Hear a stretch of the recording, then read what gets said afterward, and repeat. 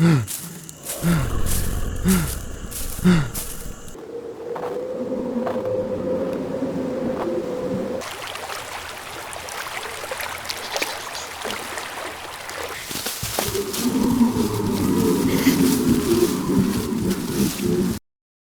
here, even fire feels nervous, flickering low, casting shadows that don't match their sources.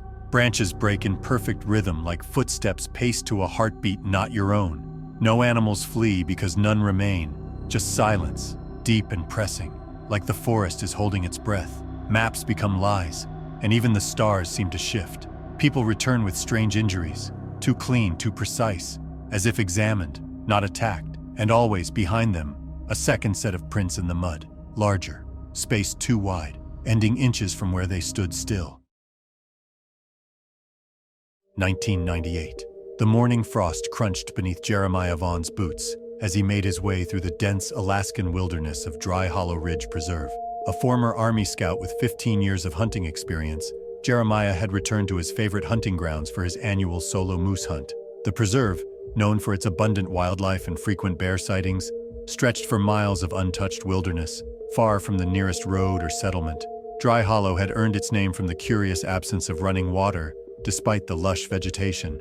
Local indigenous tribes had historically avoided the area, claiming the land belonged to something ancient that preferred solitude. These stories had always amused Jeremiah, who considered them nothing more than campfire tales meant to keep outsiders away from prime hunting territory. On the third morning of his expedition, Jeremiah awoke before dawn and packed his gear methodically. He had tracked a bull moose the previous evening and intended to intercept it at a rocky clearing approximately 2 miles northeast of his camp. The air hung heavy with moisture as he navigated through the trees, using his compass and the faint pre-dawn light to guide him. Just as the first rays of sunlight began filtering through the canopy, Jeremiah heard a distinctive moose call echoing through the trees. He quickened his pace, eager to reach the clearing. Upon arrival, he selected a position along the ridge that offered both concealment and a clear line of sight. As he settled into place and raised his binoculars, movement at the opposite end of the clearing caught his attention. A massive grizzly bear, easily over 800 pounds, emerged from the tree line, dragging what appeared to be the carcass of a young elk. The sight wasn't unusual. Predators often scavenged in these parts, but something about the bear's behavior seemed off. It moved nervously, constantly scanning the surroundings while guarding its prize. Jeremiah remained perfectly still, knowing that even at this distance, any sudden movement could draw unwanted attention. His patience was rewarded when, minutes later, the true source of the bear's anxiety revealed itself. Emerging from the dense pines on the far side of the clearing came a towering figure that stopped Jeremiah's breath in his chest. Standing upright on 2 legs covered in dark, matted hair, was a creature that dwarfed even the massive grizzly. Jeremiah estimated it stood nearly 9 feet tall, with broad shoulders and powerful limbs. The morning light caught its silhouette, revealing a distinctly humanoid form, but with proportions that no human could possess. What happened next occurred with frightening speed. The bear, sensing the threat, abandoned its kill and charged the intruder with thunderous roars. The creature responded with its own guttural sound, not quite human, not quite animal, that echoed across the clearing. The 2 titans collided with brutal force, sending birds scattering from nearby trees. The fight lasted less than 2 minutes but unfolded with savage intensity. The grizzly's powerful jaws and claws tore chunks of hair from the bipedal creature, but the humanoid displayed strength that defied belief. It grappled with the bear, twisting and slamming the massive predator against the ground repeatedly. With one powerful motion, the creature drove its elongated fingers into the bear's abdomen, disemboweling it with a single devastating sweep. Blood soaked the frost-covered ground as the bear's movements weakened. The creature, though clearly injured across its chest and arms, stood over its fallen opponent, breathing heavily. That was when it turned and locked eyes directly with Jeremiah. For 3 heartbeats that felt like an eternity, Jeremiah stared into eyes that reflected intelligence far beyond any animal he'd encountered. The creature's gaze held recognition, assessment, and something Jeremiah could only describe later as warning. Then, with surprising grace for its size, it collected the bear carcass and lumbered back into the forest, leaving behind only trampled vegetation and blood-soaked earth. Jeremiah abandoned his hunt immediately. He returned to camp, packed with trembling hands, and hiked out that same day, pushing himself to exhaustion to put distance between himself and what he'd witnessed. For years afterward, he told only his brother, who convinced him that sharing such a story would invite ridicule or worse.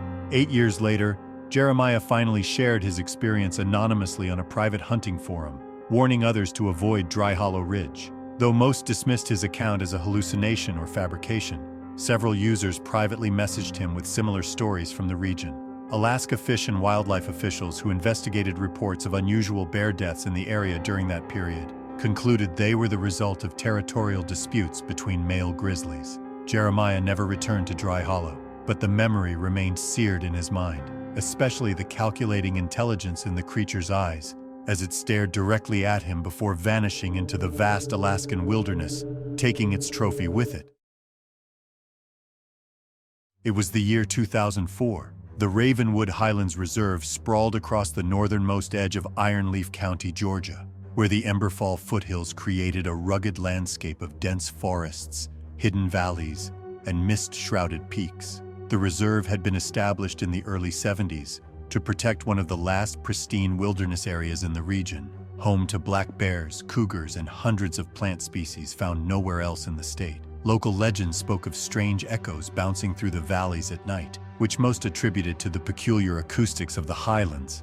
Trevor Langston, a 35-year-old solo backpacker and part-time big-game hunter from Savannah, had been fascinated by these mountains since childhood. With 3 self-produced shorts about Appalachian wildlife to his credit, Trevor decided to spend a week exploring the lesser-known regions of Ravenwood in hopes of gathering field data for his next project. He obtained the necessary permits and ventured into areas typically avoided by casual hikers.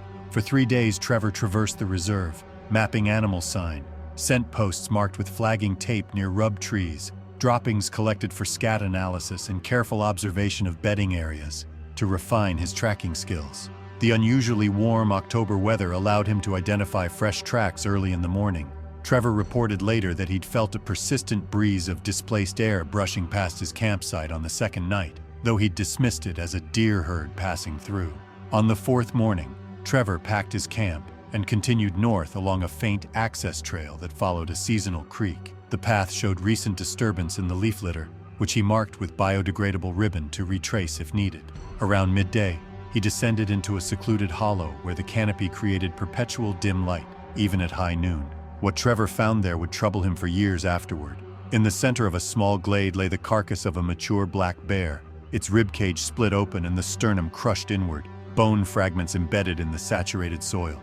Closer inspection revealed tufts of coarse, iron-gray hair snagged on low branches at head height. Hair unlike any he had cataloged in his years of field hunting. Trevor, recalling his tracking training, set up perimeter stakes to mark the discovery site before documenting the scene.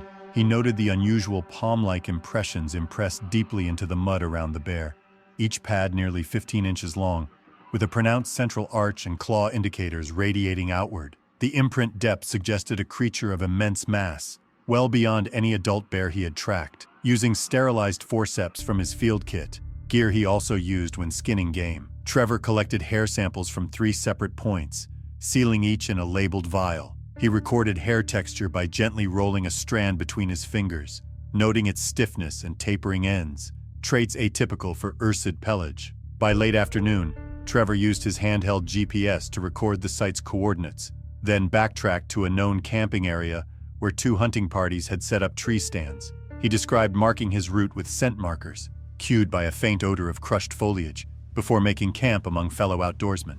Upon returning to Savannah, Trevor handed hair samples and cast molds of the large imprints to the Georgia Department of Natural Resources. The wildlife officer credited fatal wounds to an intraspecific conflict among bears during hyperphagia season, suggesting Trevor's mold might have deformed clay in wet conditions. Unconvinced, Trevor commissioned a small lab specializing in mammalian hair to analyze his samples.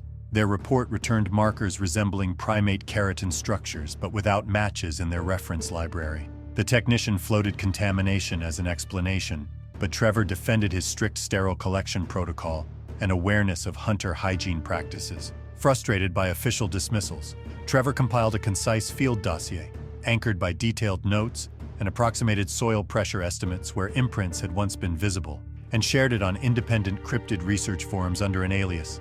Local game wardens upheld the theory of a bear-on-bear fatality, citing similar rib fracture patterns from known territorial disputes, and dismissed Trevor's account as a case of folklore-tainted perception shaped by Appalachian myths. Now, a frequent speaker at niche hunting symposiums across the Southeast, Trevor shares his expertise in trail camera placement and advanced blood tracking methods developed during his time in Ravenwood. He keeps a handful of photographs under lock and key, withholding them from public view due to their disturbing content. He always ends his talks with a measured warning. After 15 years of tracking game in unforgiving terrain, he's learned to respect what isn't easily named. And though the physical signs in Ravenwood's Hollow have long faded, the memory of those impossible tracks remains seared in his mind. Marks no known creature he's ever hunted could have made. The ancient woodlands of the Iron Spine Woods in the Karaja Highlands had stood largely unchanged for centuries. Local villagers treated these woods with reverence, telling stories of forest guardians who protected the wilderness from those who might disturb its natural balance. The dense pine stands and granite crags created a labyrinthine terrain that only seasoned outdoorsmen dared to explore. The year was 2012. Ivan Petrov, a 43-year-old biology professor from Sofia, had grown up hearing these tales but dismissed them as superstition. With 15 years of teaching experience, Ivan prided himself on his scientific rigor. When autumn school breaks arrived, he planned a 3-day excursion into Iron Spine with his teenage son, Stefan, combining camping skills with field biology lessons. They set out at dawn, carrying .308 Winchester hunting rifles slung in padded cases, standard caliber for European big game, and a DeLorme handheld GPS, plus a Canik 450 lumen tactical flashlight, water purification tablets, and scent-proof dry bags. Ivan taught Stefan how to field stripe a rifle safely and zero the scope at 100 yards before they headed into the marked trails. Their first day passed uneventfully, tracking deer rubs and identifying saprophytic fungi. That evening, Ivan hung their rations and scented gear from a wire pulley system strung between two pines, an improvised bear hang, to prevent attractants from drawing in wildlife. Night brought distant growls and the telltale scrape of heavy limbs against brittle undergrowth. At first light of day 2, Ivan and Stefan broke camp and followed a game path descending into a ravine. They left blaze-orange survey ribbons at intervals to mark their route. Around midday, they stumbled upon a grisly scene, the carcass of a fully grown brown bear, its rib bones fractured outward and its chest cavity exposed. Scattered nearby were tufts of coarse, iron-gray hair, longer and stiffer than any Ursid guard hair Ivan had catalogued. Ivan knelt to inspect the ground, discerning the faint remains of what may have once been pentad imprint patterns, 5 elongated pads that seemed to have splayed outward, barely visible in the disrupted loam. Whatever details had been present were now blurred and fragmented, with no clear measurement possible. The prints, if they were prints at all, had eroded too much to preserve. So Ivan made a rough sketch in his field journal, noting that the impressions were too degraded to cast or measure for pressure depth. Ivan advised Stefan to rely on written documentation, as any collectible evidence appeared to be lost or beyond identification. The usual collection methods, forceps, vials, hair sampling, were rendered moot. The hairs on the ground were too contaminated, and those on branches were indistinguishable from common wildlife. The mud bore an impression too distorted to identify. He sealed his unused equipment, then fired a series of blank cartridges from his Ruger Malk III 22 LR sidearm to establish a 30-meter safety perimeter, checking for any unseen predators that might still be nearby. With dusk approaching, Ivan climbed to a vantage point and used binoculars with reticle range finding to survey the clearing. He tracked a large bipedal figure moving through the tree line, too tall and agile to be a bear, its stride long and deliberate. They retreated along their ribbon-marked trail, pausing only to check wind direction and mask human scent with a spritz of commercial cover scent. At camp, Ivan calibrated their Garmin InReach satellite messenger to send a brief all-safe signal. Upon return to Sofia, Ivan submitted his notes and what remained of a partial print impression to the Ministry of Forest Resources. Without intact evidence, officials attributed the incident to intra-bear aggression, dismissing the trace as a misidentified or degraded track. Undeterred, Ivan forwarded remnants of hair fragments to an independent lab.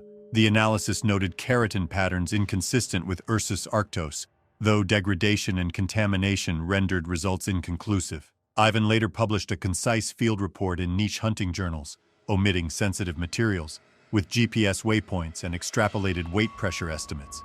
He included detailed observations on wind-borne scent drift, theoretical ballistics for emergency shot placement, and the tactical egress strategy used during their withdrawal. He concluded that no known European fauna could account for the apparent force and behavioral precision suggested by what little evidence remained. He never returned to the Ironspine Woods and ended all remote field operations. Stefan, now an engineer, occasionally references that dawn in Karaja when training new recruits in wilderness orientation. Even now, seasoned hunters in the region speak in hushed tones of a towering bipedal presence that leaves only destruction, and quietly avoid the Ironspine precincts. Licenses be damned. In the weeks following the incident, Ivan contacted a select group of trusted colleagues for confidential debriefings. He shared redacted field notes and summarized lab findings, though the original hair fragments and footprint materials had been compromised, either lost during transport or too degraded for proper preservation. Discussions took place under strict non-disclosure agreements. One colleague, a specialist in mammalian comparative anatomy, privately acknowledged that the reported keratin structures, based solely on Ivan's documentation, aligned more with primate morphology than with any known ursid. Another associate, a ballistic specialist, examined Ivan's notes on theoretical shot trajectories and exfiltration routes. He concurred that no plausible engagement using standard bear-caliber rifles could explain the total absence of ballistic residue or bone fragments at the site. Meanwhile, local folklore evolved. In the nearby village of Dornak, ghost stories gave way to murmured accounts of a creature that hunted hunters, not from hunger, but to defend the sacred silence of the forest. Ivan's discreet findings sparked a quiet cultural ripple. Bread and salt offerings reappeared at forgotten highland shrines, and some hunters began seeking out village shamans for incantations of protection. Stefan, shaped by his father's lingering unease, later collaborated with a forestry research group to monitor the area using indirect observation, motionless surveillance, trail disturbances, and passive heat mapping. The logs showed irregularities: felled trees displaced with no wind activity, thermal blooms with no source. Years later, Ivan published an anonymous memoir blending field science with reflective narrative. Titled Echoes in Ironspine, it developed a modest cult following among cryptid researchers and backcountry professionals. The final chapter didn't offer answers, only the assertion that some places resist explanation, and that the untamed wild requires both caution and reverence. The Aurelian Shroud rainforest stretched across Chile's southern regions like an emerald crown, one of the world's most unique ecosystems and home to ancient trees that had survived since before European colonization. Within this pristine wilderness lay Reserva Encantada, a protected sector notorious among local communities for strange disappearances and inexplicable sounds that echoed through its valleys on moonless nights. The indigenous Mapuche people had historically avoided certain sections of the forest, particularly the dense northwestern quadrant that they called the sleeping ground, believing that ancient entities dwelled there undisturbed. In early March of 1986, as autumn began to paint the southern hemisphere, a five-man logging team led by foreman Ernesto Vega illegally entered the restricted northwestern section of Reserva Encantada. The crew, employed by a small timber operation based in Portamont, had been incentivized with substantial bonuses to harvest the massive coig trees that had been untouched by commercial logging. The operation was entirely unsanctioned, conducted without permits, and deliberately timed to coincide with a regional forestry service staff rotation that left monitoring gaps. The logging team included Ernesto Vega, the experienced foreman with 20 years in the industry, brothers Miguel and Ricardo Fuentes, career loggers from Valdivia, equipment specialist Javier Morales, and the newest member, Daniel Herrera, a 26-year-old former university student who had abandoned his studies for the promise of quick money. They entered the reserve with 2 heavy-duty trucks, portable sawmill equipment, and supplies for a 10-day expedition. According to subsequent investigation reports, the team established a base camp approximately 12 kilometers inside the restricted zone, selecting a defensible position on slightly elevated ground near a small stream. The first 3 days proceeded according to plan, with the team felling several massive trees and processing them on site for transport. Weather conditions remained favorable, though Daniel later noted in his recovered journal that unusually thick fog descended each night, accompanied by what he described as rhythmic thumping sounds from the surrounding forest. On the 4th night, something attacked their camp. The initial investigation concluded that a large bear had been drawn to their food supplies, though spectral bears had not been documented in that specific region for decades. The camp was severely damaged in what appeared to be a violent struggle, with equipment scattered and the team's secondary vehicle overturned. Blood evidence suggested at least one serious injury occurred during this initial encounter. What happened over the next 48 hours remains largely unknown. 9 days after they entered into the reserve, only Daniel Herrera emerged from the forest, discovered by a Mapuche shepherd approximately 8 kilometers from where the team had established their camp. Daniel was severely dehydrated, covered in mud and blood, with deep lacerations across his back and a compound fracture in his left arm. More concerning to medical personnel who treated him was his psychological state. He exhibited extreme paranoia, flinching at shadows and repeatedly muttering about the standing one that had broken Javier like kindling. The Chilean Forestry Service, in conjunction with local police, mounted a search operation after Daniel's medical condition stabilized. 2 kilometers from the abandoned logging camp, search teams discovered the remains of 2 team members, Miguel Fuentes and Ernesto Vega. Both bodies showed evidence of massive trauma consistent with a large predator attack. Miguel's remains were found wedged 15 feet up in a tree fork, while Ernesto's body had been partially buried beneath a pile of forest debris in what investigators initially described as behavior consistent with bear food caching. However, several details troubled the investigation team.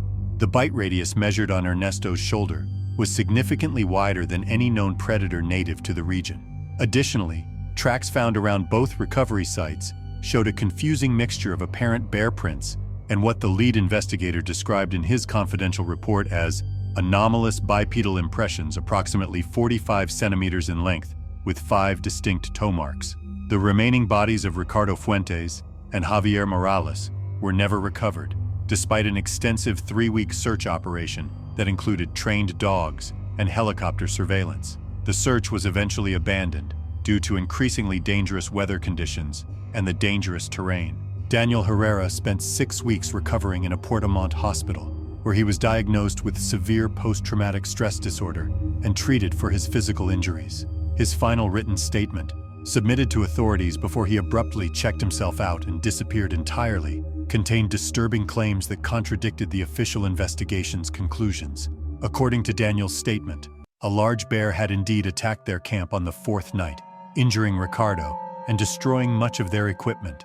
However, Daniel claimed that while the team was attempting to treat Ricardo's wounds, another creature, which he described as a giant hairy man that moved through the trees like a ghost, emerged from the darkness and attacked the bear with shocking violence. Daniel wrote that this bipedal creature disemboweled the bear with hands like a man but claws like a demon, before turning its attention to the terrified logging crew. In the ensuing chaos, Daniel reported witnessing Javier being lifted completely off the ground and thrown against a tree with such force that he died instantly. Ernesto and Miguel attempted to flee in opposite directions, while Daniel and the injured Ricardo hid beneath the overturned vehicle. Daniel's statement claimed he watched in horror as the creature pursued and captured both men, dispatching them with terrible efficiency, before returning to search for the remaining team members. Daniel and Ricardo reportedly spent the night in hiding before attempting to reach civilization the following morning. During their escape attempt, they encountered the creature again near a narrow ravine. Ricardo sacrificed himself, drawing the entity's attention while Daniel escaped. The final pages of Daniel's statement described hearing Ricardo's screams for nearly 20 minutes before silence fell over the forest. Official records classified the incident as death by known wildlife, attributing the fatalities to a spectacled bear that had ventured unusually far south from its typical range. The logging company was heavily fined for the illegal operation, and the northwestern quadrant of Reserva Encantada was placed under heightened protection, with permanent monitoring stations established along its boundaries. The case file was formally closed in late 1986, but rumors persisted in surrounding communities. Local rangers occasionally reported finding trees marked with deep parallel gashes at heights unreachable by known wildlife, while hikers in adjacent areas sometimes described hearing unusual bipedal footsteps shadowing their movements through the dense undergrowth. These accounts eventually coalesced into regional folklore about La Bestia de Encantada, a guardian entity that protected the ancient forest from human intrusion with primal violence. Highwater Patrol Station stood as a lonely sentinel at the edge of civilization in the vast northern reaches of the Yukon Territory. Established in 1962 as part of Canada's efforts to monitor its remote wilderness areas, the station consisted of a sturdy log cabin, a small equipment shed, and a radio tower that provided a tenuous connection to the outside world. located approximately 80 kilometers from the nearest settlement. High water was accessible only by bush plane during summer months or by snowmobile during the long winter.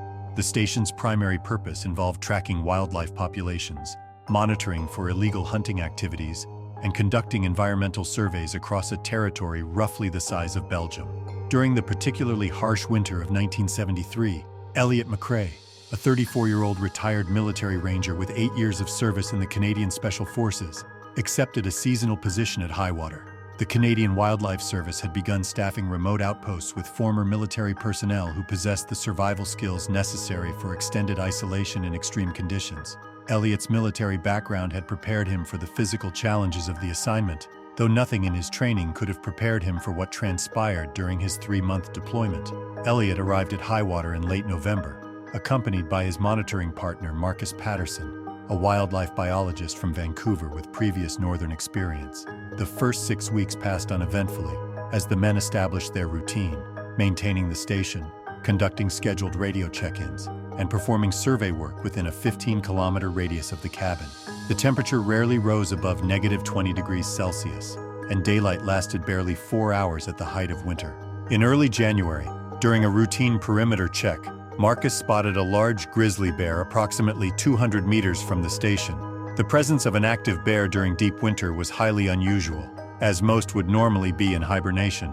Concerned that the bear might be diseased or injured, Marcus fired a warning shot to drive it away from the station. The bear retreated into the tree line, and the men took extra precautions, securing their supplies and waste management systems to avoid attracting the animal back to their location. The following morning revealed a disturbing scene. The bear lay dead at the forest edge, approximately 30 meters from where it had last been seen. Initial examination suggested the animal had collapsed and died from unknown causes, potentially related to whatever had prevented it from hibernating properly. Elliot and Marcus documented the discovery according to standard protocol and planned to examine the carcass more thoroughly after completing their scheduled morning radio check-in. When they returned to the site less than an hour later, they discovered something that defied explanation. The bear's body had been dragged approximately 10 meters toward the denser forest, leaving a wide furrow through the snow. More alarmingly, the drag pattern showed no signs of multiple predators. Whatever had moved the 300-kilogram carcass had done so in one continuous motion, with evidence suggesting the bear had been lifted partially off the ground during the process. Recognizing the potential danger, Elliot insisted they retreat to the station and secure all entrances. Throughout that day, they observed the site from the cabin's windows, but saw no further activity. As darkness fell, the temperature dropped to nearly 40 below zero, creating the acoustic phenomenon known as cold silence, where sound travels extraordinary distances through the dense Arctic air. It was during this profound silence that Elliot witnessed something that would haunt him for decades afterward. While Marcus slept, Elliot maintained watch from the cabin's north-facing window. At approximately 2:17 a.m., he observed a large, upright figure emerge silently from between the trees. In his subsequent journal entries, Elliot described the entity as an upright predator, with shoulders wider than any man, covered in dark fur that appeared almost black against the snow. With seemingly impossible strength, the creature effortlessly lifted the massive bear carcass and draped it across its shoulders. Elliot estimated the figure stood nearly 8 feet tall when fully upright. Most disturbing to the veteran was the methodical intelligence evident in the creature's movements. It systematically surveyed the surroundings, including a prolonged examination of the cabin, before retreating into the forest with its burden. Elliot woke Marcus, but by the time both men were properly outfitted to investigate, the entity had vanished, leaving behind only massive tracks and a blood trail that disappeared into the dense forest. The tracks measured nearly 18 inches in length with a distinctive arch and 5-toe impressions, clearly bipedal but matching no known wildlife in the region. The following morning, they reported the incident during their scheduled radio contact, describing it as unusual predator activity. The station supervisor instructed them to avoid further investigation and maintain enhanced security protocols until the scheduled supply flight could evacuate them the following week. Unexpectedly, heavy snowfall delayed the evacuation by 3 additional days, during which Elliot reported hearing heavy bipedal movements circling the cabin each night, though the creature never revealed itself again. Upon their return to civilization, Elliot and Marcus were debriefed separately by Wildlife Service officials. The official report classified the incident as an encounter with a disoriented grizzly bear, suggesting that stress and isolation had affected the men's perceptions. Marcus, whose career depended on maintaining good standing with the service, eventually accepted this explanation publicly, while privately expressing doubts to colleagues. Elliot, however, maintained the accuracy of his observations. His detailed journal entries, including precise measurements and behavioral notes, reflected his military training in observation and reporting.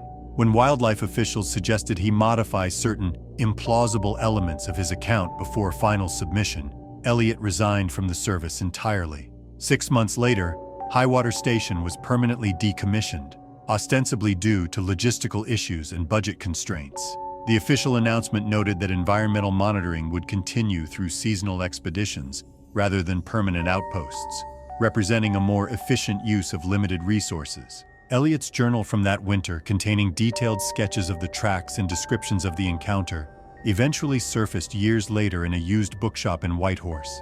The shopkeeper recalled purchasing it in a box of items from an estate sale following Elliot's death in 1997. Several pages had been removed, and official Wildlife Service stamps indicated the journal had been part of an internal review before being incorrectly filed as personal effects and returned with Elliot's other belongings. Former bush pilots who had serviced the northern outpost during that era occasionally shared stories about Highwater's final winter. They recounted how, during the evacuation flight, they had observed unusual patterns of broken trees extending deep into the forest. Trees snapped at heights of over 7 feet, creating what appeared to be a deliberate path leading northward into completely uninhabited territory. The official explanation attributed this damage to a localized ice storm, though weather records for the region showed no such event during that period. The coordinates of Highwater Station were subsequently removed from updated maps of the region, and the area was incorporated into an expanded wildlife preserve with strict access limitations. Modern satellite imagery shows the cabin has long since collapsed, reclaimed by the unforgiving wilderness it was built to monitor. Aomori Prefecture's northern reaches harbored one of Japan's least explored wilderness areas, a primeval forest known locally as Yami no Mori, or Forest of Darkness. Despite its ominous name, the national forest represented a conservation triumph, protected from development since 1927, and home to some of the archipelago's most diverse ecosystems. The dense deciduous and coniferous woodlands covered steep, mountainous terrain, creating isolated valleys and remote hollows that remained largely untouched by human presence. Local folklore suggested the forest harbored more than just conventional wildlife, with tales of mountain spirits and forest guardians dating back centuries. Misaki Tanaka, a 37-year-old wildlife photographer specializing in endangered Asian mammals, had built her reputation documenting elusive species across Japan's shrinking wilderness areas. After 15 years establishing herself in the competitive field of conservation photography, Misaki had earned international recognition for her intimate portraits of Amur leopards, snow monkeys, and the rare Iriomote cat. Her work regularly appeared in prestigious nature publications and had been featured in multiple conservation campaigns. In early May 2021, Misaki embarked on an ambitious solo expedition into Yami no Mori's restricted zones, having secured rare access permits through her professional connections with the Japanese Environmental Agency. Her primary objective was to document the increasingly rare Asiatic black bear, known locally as moon bears for their distinctive chest markings, in their natural habitat. The species faced mounting pressures from habitat loss and human conflict, making Misaki's proposed photo essay potentially valuable for conservation efforts. Misaki's expedition began at the northeastern entrance to the reserve, where park officials briefed her on safety protocols and emphasized the importance of maintaining minimal impact on the environment. After checking her equipment and communications devices, she ventured into the forest's interior, planning to spend 5 days moving between 3 pre-selected observation sites known for bear activity. She carried minimal supplies, specialized camera equipment, lightweight camping gear, and concentrated rations to maximize mobility through the challenging terrain. The first 2 days yielded promising results, with Misaki documenting several bear feeding areas and even capturing distant photographs of a female bear with 2 cubs. She established her blind in a secluded position overlooking the clearing and prepared her equipment in the pre-dawn darkness. As the first light filtered through the canopy, Misaki sensed something was wrong. The forest had fallen completely silent. No bird calls, no insect sounds, nothing but the gentle movement of leaves in the morning breeze. Experienced wildlife photographers recognize this silence as a warning sign, typically indicating the presence of a predator. Misaki remained motionless in her blind, camera ready, anticipating the appearance of perhaps a bear or even a wolf. What she discovered instead defied her extensive knowledge of Japanese wildlife. As the light strengthened, she observed a scene of extraordinary violence. The clearing had been transformed into what she later described as a chaos site. Deep gouges marked the surrounding trees, some at heights of 9 feet or more. The ground was torn up as though by a tremendous struggle, with sections of turf completely uprooted. Most disturbing was the scattered remains of what appeared to be a medium-sized Asiatic black bear, its body torn apart with a level of destruction that matched no predator Misaki had encountered in her extensive career. The bear's skull had been crushed with such force that, according to Misaki's field journal, it resembled an eggshell stepped on by a sumo wrestler. Scattered patches of fur, both brown and black, littered the clearing, indicating that more than one animal had likely been involved. But what unsettled Misaki most were the footprints. While some clearly belonged to the bear, others were of a different nature altogether. Bipedal, roughly 15 inches long, with 5 distinct toe impressions and an arch that implied enormous weight and balance. Despite a growing sense of unease,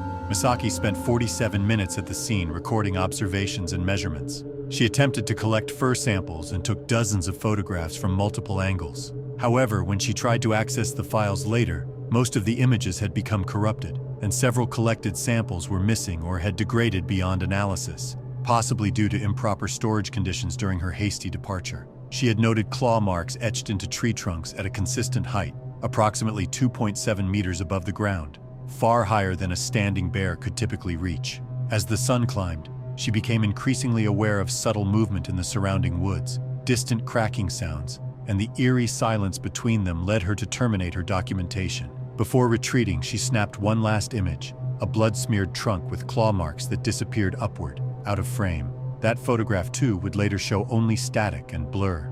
Upon returning to the ranger station 2 days later, Misaki relayed what she had seen to Senior Park Warden Kenji Yamamoto. Surprisingly, he reacted with little disbelief. After reviewing what few legible notes remained, he remarked, "You're not the first to find things like this here, just the first to mention it openly." He confided that similar scenes had emerged at intervals of roughly 16 months since the reserve's founding, though they were systematically excluded from official documentation. Yamamoto advised against further speculation, urging Misaki to focus on her successful observations of the local bear population from earlier in her expedition.